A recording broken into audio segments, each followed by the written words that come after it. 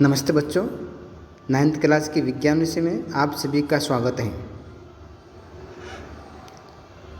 आज हम इस अध्याय में आणविक द्रव्यमान एवं मोल संकल्पना का अध्ययन करेंगे। यानी आणविक द्रव्यमान क्या है और मोल संकल्पना क्या है। तो इस वीडियो में हम जो है यहाँ पर केवल आणविक द्रव्यमान और मोल संकल्पना का अध्ययन करेंगे। परमाणु द्रव्यमान क्या है, तो इससे पहले हम बात कर चुके थे CO2 के लिए यानी CO के लिए। तो आणविक द्रव्यमान मोलिकुलर मास किस प्रकार से ज्ञात कर सकते हैं। किसी पदार्थ का आणविक द्रव्यमान उसके सभी संघटक परमाणु द्रव्यमान का क्या होता है, योग ही एक प्रकार से आणविक द्रव्यमान कहलाता है। यानी संघटक यानी जो कंपोनेंट्स जो है घटक हैं वही एक प्रकार से द्रव्यमान कहलाता है। परमाणु द्रव्यमान इकाई जो है उसको यहाँ पर यूनिफाइड में इसको रिप्रेजेंट करते हैं, इसको दर्शाते हैं। तो यहाँ पर जो इसकी इकाई क्या है वह है यूनिफाइड इकाई इसकी दे रखी है।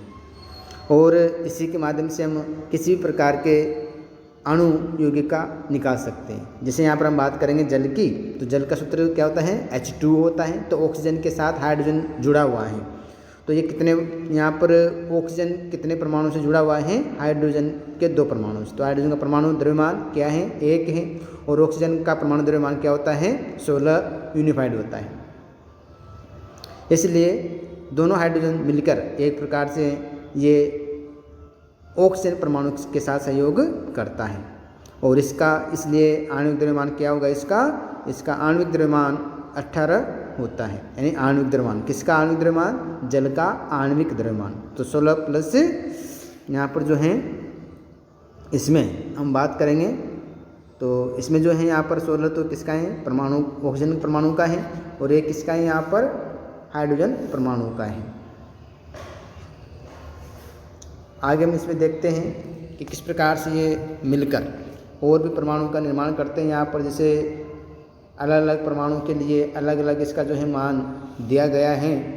जैसे हाइड्रोजन परमाणु द्रव्यमान, सल्फर का, ऑक्सीजन का द्रव्यमान यहाँ पर सल्फ्यूरिक अम्ल के लिए आणविक द्रव्यमान यहाँ पर निकालते हैं H2SO4 के लिए।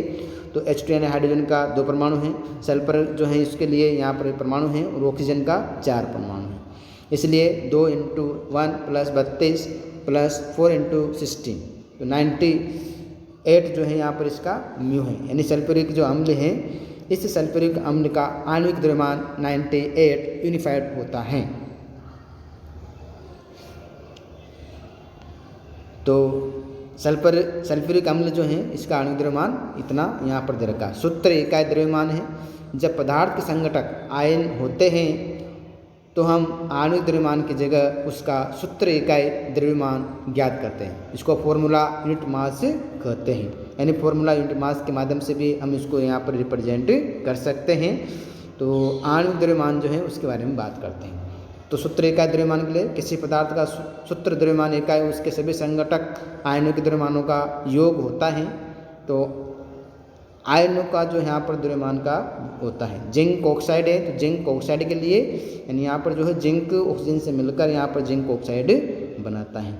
अब ये जिंक ऑक्साइड है तो Zn+2 और वो माइनस है। तो ये भी क्या है, यहाँ पर आयन है दोनों से। तो जिंक का परमाणु द्रव्यमान कितना होता है इसमें, तो जिंक का परमाणु द्रव्यमान 65 म्यू होता है। ऑक्सीजन का परमाणु द्रव्यमान 60 म्यू होता है। जिंक ऑक्साइड का सूत्र इकाई द्रव्यमान ज्ञात करने के लिए फॉर्मूला यूनिट मास का उपयोग करते हैं। तो 1 × Z का द्रव्य परमाणु द्रव्यमान प्लस 1 × ऑक्सीजन का परमाणु द्रव्यमान। तो 1 × 65 प्लस 1 × 16 तो इसका द्रव्यमान ज्ञात होता है। पोटेशियम के लिए हम बात करेंगे। यहाँ पर पोटेशियम कार्बोनेट K2CO3 दे रखा है। तो पोटेशियम कार्बोनेट का सूत्र इकाई द्रव्यमान कैसे ज्ञात कर सकते हैं। तो यहाँ पर पोटेशियम है और कार्बन है, ऑक्सीजन है, इसके परमाणु इसका ज्ञात करते हैं और इनका द्रव्यमान ज्ञात कर सकते हैं हम इसके माध्यम से। तो जैसे यहाँ पर दे रखा है परमाणु द्रव्यमान को ज्ञात करने के लिए पोटेशियम कार्बन उसका ये जो है यहाँ पर यौगिका दे रखा है। तो पोटेशियम परमाणु द्रव्यमान 39 म्यू होता है, कार्बन का परमाणु द्रव्यमान 12 म्यू होता है, ऑक्सीजन का परमाणु द्रव्यमान 16 यूनिफाइड होता है। तो पोटेशियम कार्बोनेट जो है इसका सूत्र इकाई द्रव्यमान ज्ञात करेंगे। तो 2 × K का पोटेशियम परमाणु का द्रव्यमान प्लस 1 × C कार्बन परमाणु का द्रव्यमान प्लस 3 × ऑक्सीजन का परमाणु द्रव्यमान। तो यहाँ पर आप ज्ञात कर सकते हैं किस प्रकार से इसका जो है, तो यहाँ पर हमारे को इसमें क्या कितना जो है आणविक द्रव्यमान मिलता है, 138 यूनिफाइड इसका मान प्राप्त होता है। तो 138 जो यूनिफाइड से हैं ये पोटेशियम कार्बोनेट का यहाँ पर आणविक द्रव्यमान होता है, और इसी के माध्यम से हम अनेक प्रकार के परमाणु का आणविक द्रव्यमान ज्ञात कर सकते हैं। अब हम बात करते हैं मोल संकल्पना, मोल कंसेप्ट क्या होता है।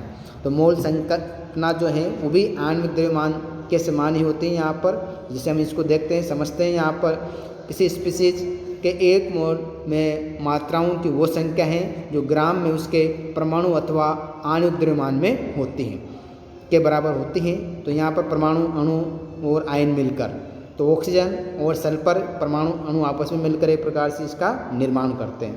जैसे यहाँ पर हैं ऑक्सीजन और सल्फर के लिए इनका जो है 1 मोल के लिए जो है इसकी संख्या 6.022 × 10⁻23 होती हैं। तो ये चाहे ये किसी भी जो है परमाणु का, यहाँ पर हम 1 मोल के पदार्थ के बारे में बात करते हैं तो 6.022 होते हैं, और इसे एक प्रकार से अवगाद्रो स्थिरांक या अवगाद्रो संख्या भी कहते हैं।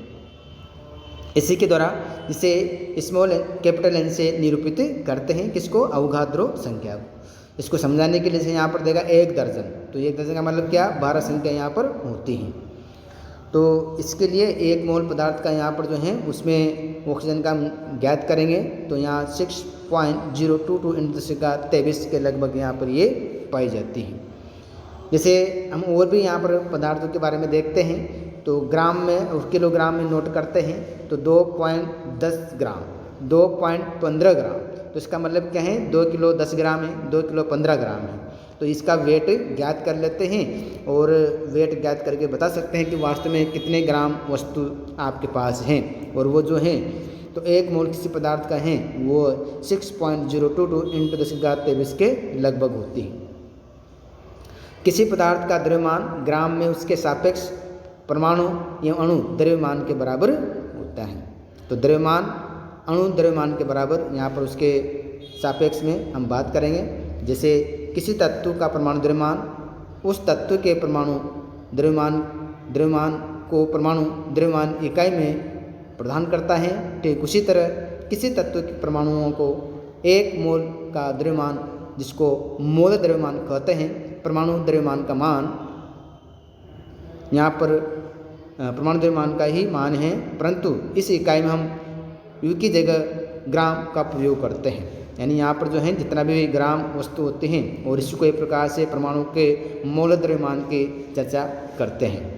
तो ग्राम परमाणु द्रव्यमान बराबर ग्राम एटॉमिक मास जो है, जैसे यहाँ पर है हाइड्रोजन के लिए बात करेंगे तो 1 यूम है, उदाहरण के माध्यम से हम इसको समझते हैं। तो 1 यूनिफाइड है, इसका मतलब हम क्या कर सकते हैं, ऑक्सीजन परमाणु का द्रव्यमान 16 है, तो 16 का मतलब यहाँ पर ऑक्सीजन का ग्राम परमाणु द्रव्यमान 16 ग्राम होगा। ग्राम एटॉमिक मास जो है उसको यहाँ पर निरूपित करते हैं। तो ऑक्सीजन परमाणु का द्रव्यमान वो इसके माध्यम से समझते हैं। तो 16 ग्राम जो है ऑक्सीजन का परमाणु, 1 मोल ऑक्सीजन बराबर यहाँ पर कितना होता है, 6 × 6.0022 के लगभग यहाँ पर इसका मान होता है।